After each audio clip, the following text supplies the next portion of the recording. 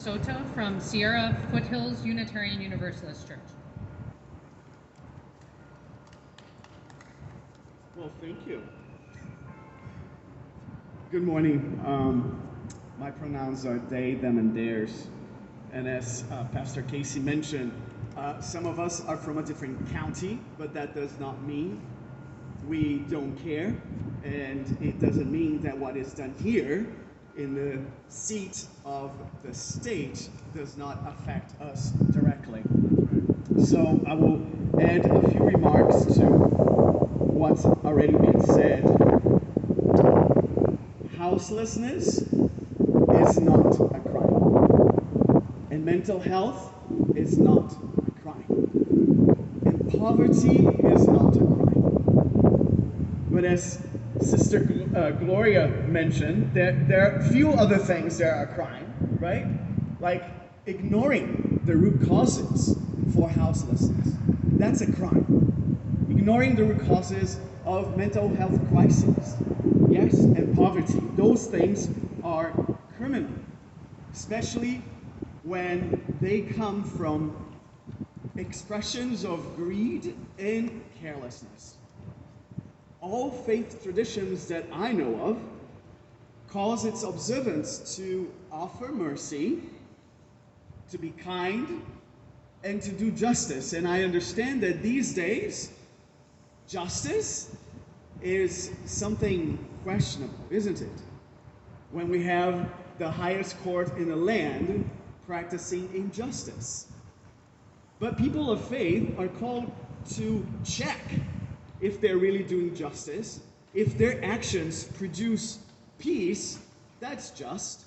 If their actions produce love, that's just.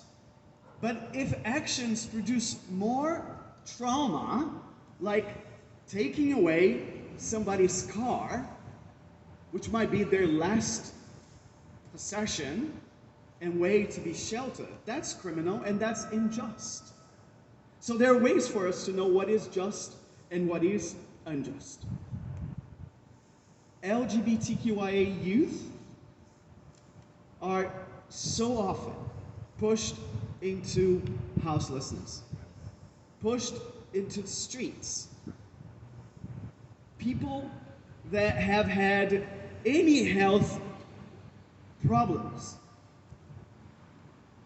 most often end up so deep in debt that they may end up also without a home.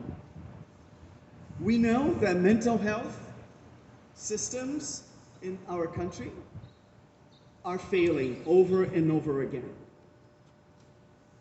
And now, parents that are forced to have more children than they can afford might end up at risk as well to be without a home. So what does God require of you? And you may define God in whatever way you do. And it can be capital G, it can be small g, it can be goddess. If you are a person of faith or of any value, I'm including my humanist siblings here as well. What are we called to do? Definitely not taking people's cars, people's shelters, and their ability to be safe. And as it's been mentioned before, I'll say it again. Black, indigenous, and people of color are really, really directly impacted because all the other oppressive systems are combined and compounded. So we call on our elected officials to do the right thing, and they know what the right thing is. Thank you.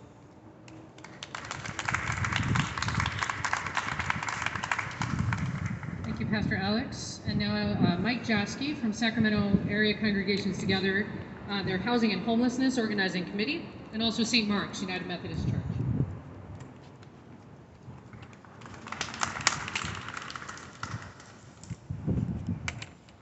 I'm Mike Jasky. As Pastor Amy said,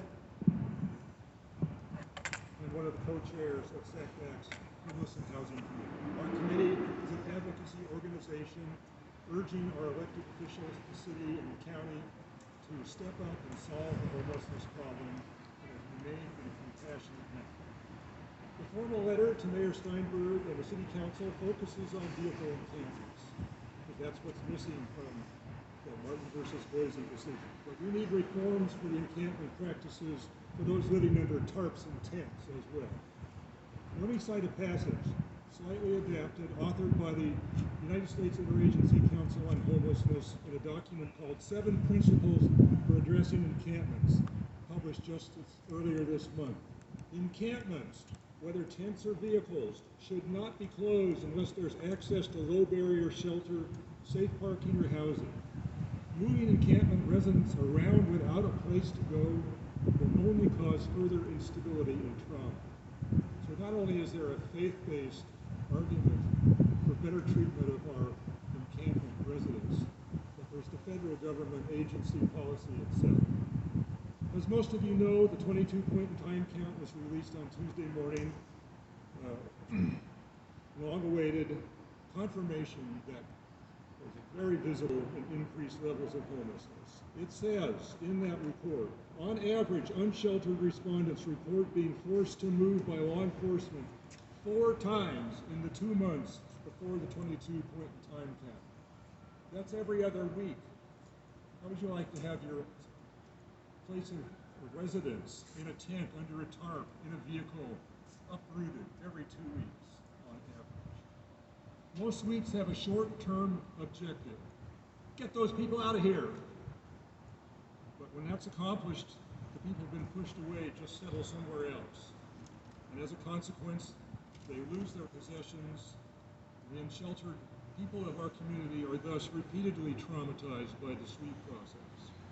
We recognize that there should be some areas that are off limits, but these should be limited to locations that have personal or public safety concerns. We ask that the city adopt practices to address homeless encampments that are humane, compassionate, and minimize harm to people. Our city leaders and all city employees need to begin treating homeless people for what they are, people worthy of our care and support, struggling to overcome their personal troubles. We all need a little help from time to time. We like to think we can count on others. Let's treat our encampment residents in that same way. Thank you very much.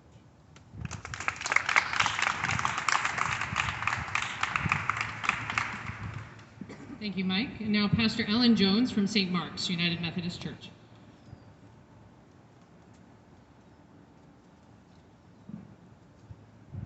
Good morning, everyone. Today for me marks the conclusion of 11 years of pastoral ministry here in Sacramento.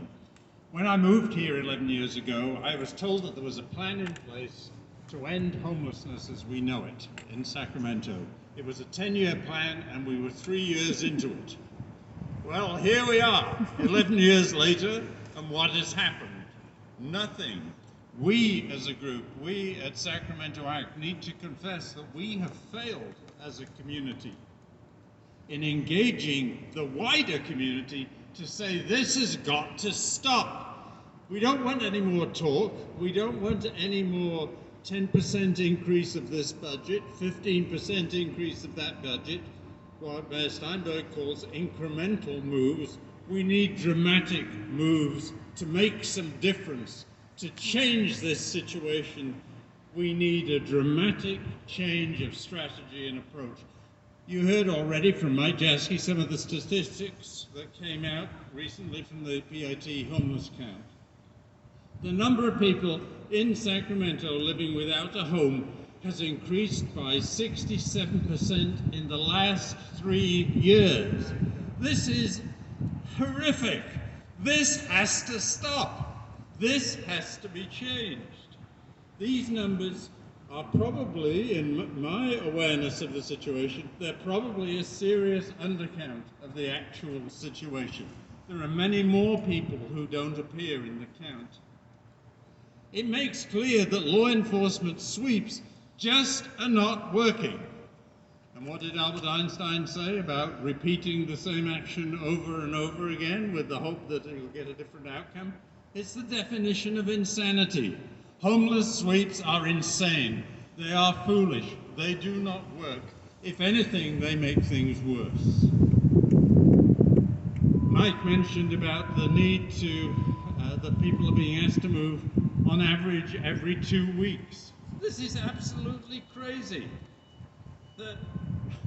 And so many of the people, unsheltered respondents reported being forced to move by law enforcement 4 times in the 2 months before the count. How can you organize anything in your life? How can you, if you're disabled or if you're sick or if you have a mental illness problem, how can you make sure you're getting the care that you need? You don't have an address that's permanent. You can't set up any kind of arrangements for your care. And what about the children? Sweeps are only doing more damage, more abuse. And I'm going to come back to that word in a moment.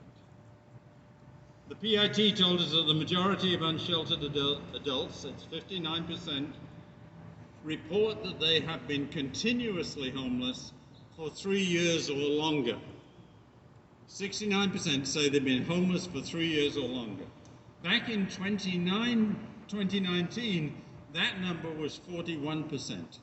So this means that things are dramatically getting worse. It's become more and more difficult in Sacramento for people to exit homelessness. Sweeps are apparently making it more difficult for people to find a place to live. Now, I'm a Methodist preacher, and in our tradition, when you're baptized or you join the church, you promise to do everything in your power to resist evil, injustice, and oppression in whatever forms they present themselves. Please note, this is a vow about doing rather than believing. It's making a difference, making something happen. I believe that it's not only people of faith, as we represent, but all people of goodwill, every human being, is obligated to do everything in your power to end evil, injustice, and oppression. And sweeps are evil, they are injustice, and they are oppression. And at the moment we're not ending them. So I'm not saying that our city council leadership and our mayor and so on, our city leadership are bad people. They are not, they're very good people. But when good people end up abusing a significant proportion of the population in their care, then there is something terribly sick going on. We need to change. We need to change the politicians, but we need to make sure that we get people in there who are more interested in building a compassionate, caring society more than they are caring about their own political power and status. By the way, I don't entirely blame our political leaders. We get the political leaders we elect. Hello? Hello.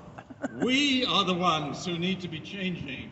My colleagues behind me and all other people who are religious leaders in Sacramento, you need to be making sure that your people know that when they vote, we want people who live compassion, who make sure that we end this scourge in Sacramento once and for all.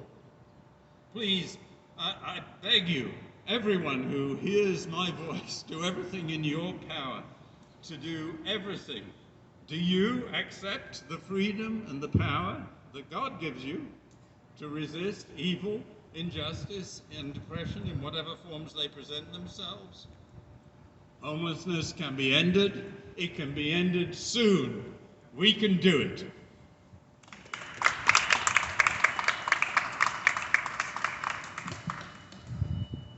Thank you, Pastor Allen.